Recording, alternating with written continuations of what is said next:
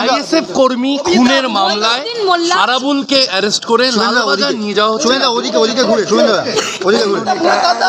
না, গ্রেপ্তার করে ভোটের আগে বেল করিয়ে ভোটের সময় যাতে ইলেকশন কমিশনের যে নির্দেশ থাকে ওয়ারেন্ট এক্সিকিউশন, এটা কৌশল।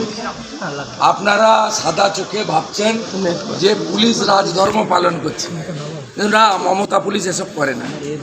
আরাবুলকে দিয়ে, শকতকে দিয়ে ওই এলাকায় ভোট লুট করবে, তাই ওর বিরুদ্ধে ওয়ারেন্ট ছিল, ওকে অ্যারেস্টও করা হলো, খুব তাড়াতাড়ি ওকে জামিনও করে দেওয়া হবে, যাতে নির্বাচনের সময় নির্বাচন কমিশনের গ্রেপ্তারির সামনে না পড়তে হয়।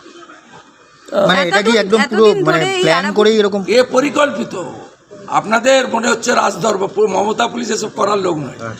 যারা বিধানসভায় অগ্নিমিত্রা পাল সহ বিরোধী বিধায়কদের গাড়ি আটকায় রূপেশ কুমারের নেতৃত্বে, কলকাতা পুলিশ বিনীত গোয়েলের উপস্থিতিতে, যারা দাঁড়িয়ে থেকে এমএলএদের গাড়ি আটকাচ্ছে, বেরোতে দেবো না যতক্ষণ না মুখ্যমন্ত্রী বেরোচ্ছে, তাদের কাছ থেকে কি আশা করেন?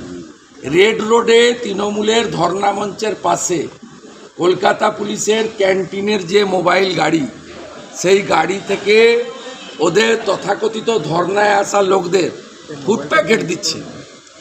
এই পুলিশ আরাবুলকে গ্রেফতার করবে, এ ভাবেন কি? ওকে ওখানে রেখেছে, বিরিয়ানি খাওয়াবে, ভালো কম্বল টম্বল দেবে, ও থাকবে ওখানে ভালো করে। সন্দেশখালী থেকে নরজ ঘোরানো কিছু নেই। 11-র আগে যদি নন্দীগ্রামের গণপ্রতিরোধ পথ দেখায়, তাহলে 24-এর লোকসভা ভোট বা 26-এর বিধানসভা আগে সন্দেশখালী পথ দেখাচ্ছে। সন্দেশখালীর দেবী শক্তি, মাতৃশক্তি, মায়েরা পথ দেখাচ্ছে। সন্দেশখালীর জনজাতিরা, তফসিলিরা পথ দেখাচ্ছে। শেখ শাহজাহানকে গ্রেফতার না করে এখন শেখ শাহজাহান কখনোই গ্রেপ্তার হতে পারে না, তিনি মমতার সংরক্ষণে আছেন। শাহজাহান ছাড়া বসিরহাট সিট এবং বারাসাতেরও একটা অংশ, দেগঙ্গা, শাসন, এইসব জায়গায় মেহেদি হাসান, শহীদুল গাজী, লিটন, শাহজাহান এদের লাগবে। বাসন্তীর রাজা গাজীকে লাগবে, শকত মোল্লাকে লাগবে, হলতার জাহাঙ্গীরকে লাগবে, আরাবুলকে লাগবে, তার বেটাকেও লাগবে। Thank you.